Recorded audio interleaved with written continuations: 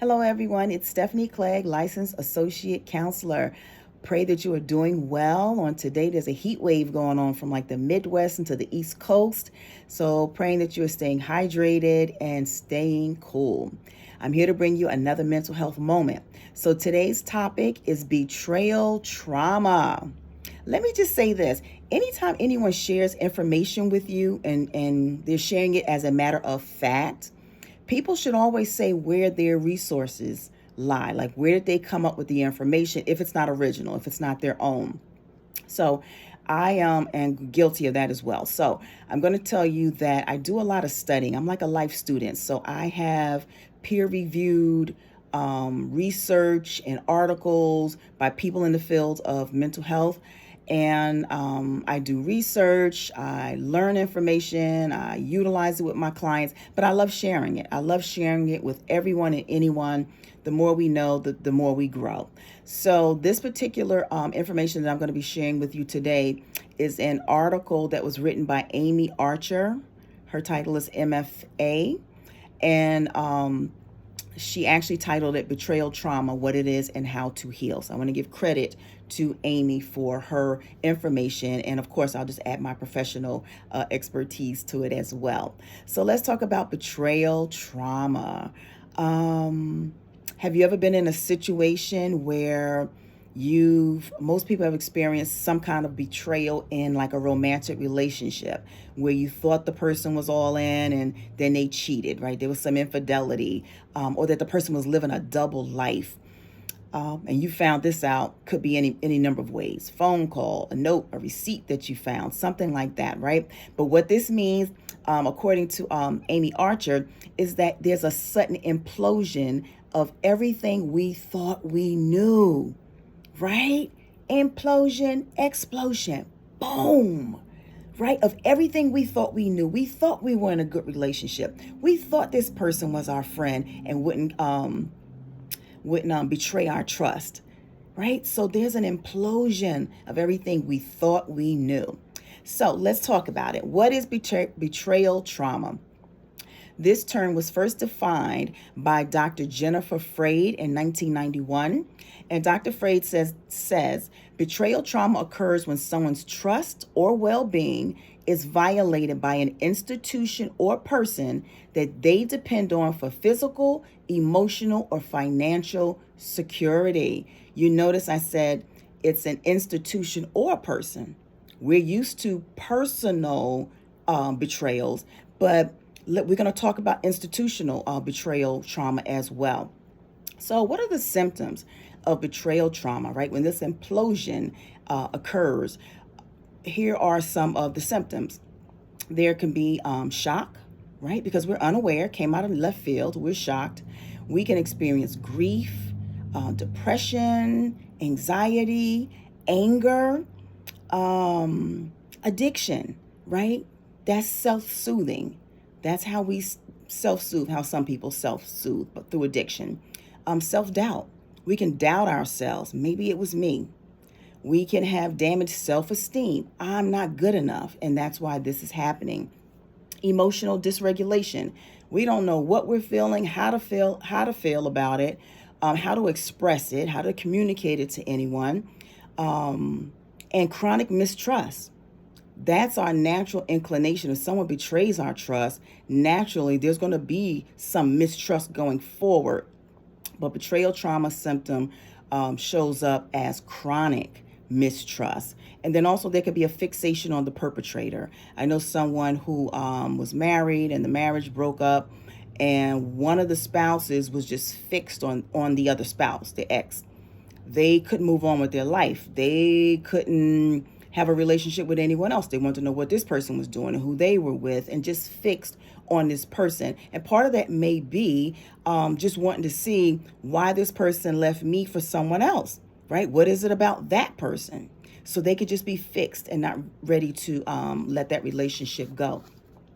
So there are a couple of forms of betrayal trauma. I mentioned institutional.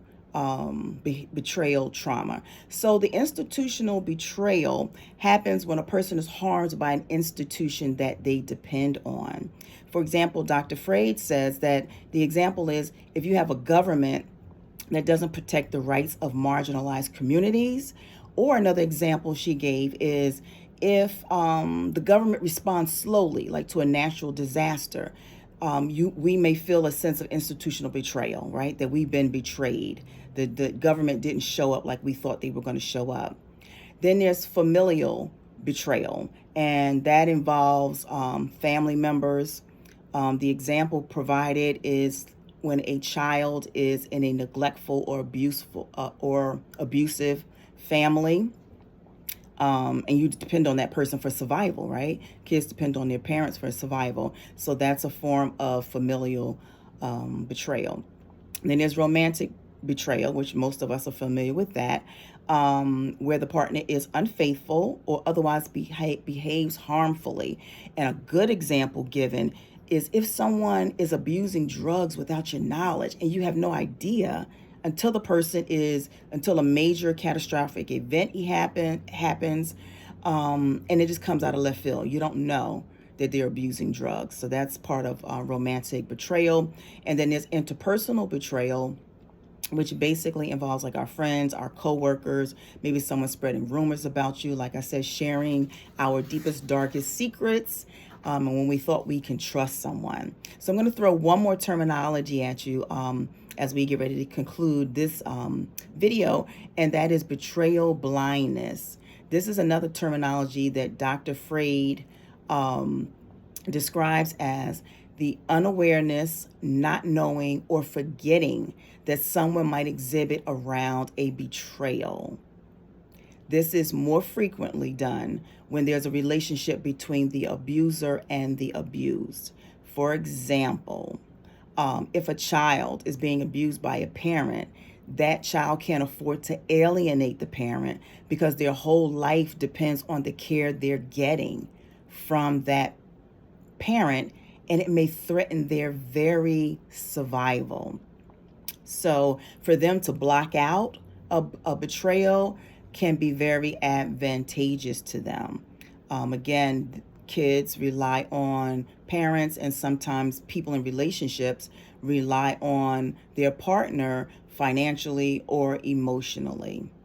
And then finally, what are the risk with this betrayal blindness, this repression, this pressing down or denying of the betrayal that occurred? The risk is that it affects our mental health. It negatively impacts our mental health. So it's Dr. Freud said, it's hard to pretend that everything is okay, and especially for adults, but it's hard for kids as well to pretend that things are okay when they're not. So these negative emotions start coming out. They start leaking out in our attitude, how we show up, whether we're present with other people, whether we trust other people, right? So our interactions with other people.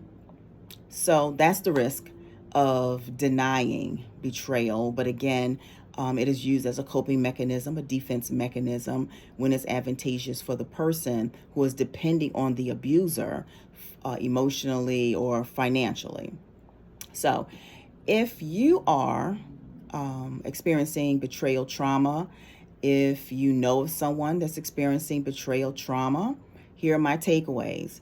Identify and acknowledge your feelings. There, you can go online and Google feelings wheels, and you can figure out, you can see charts with all different words relating to how we feel, so that you can identify how you're feeling, put a label to it. And then next, I would say sit with your feelings and process them. Sit with it, think it through, process it. Process the fact that something negative occurred, right? There's a challenge ahead of you. You know, you have to figure out next steps. Then next, connect with your circle of support for help. If you have a close inner circle or a person that you trust and that you can confide in, that can give you good resources or pray with you, or, you know, just point you in the right direction for additional help, do that. And then finally, seek the help of a licensed professional if you need extra support. So thank you for joining this video, and I'll see you on the next video.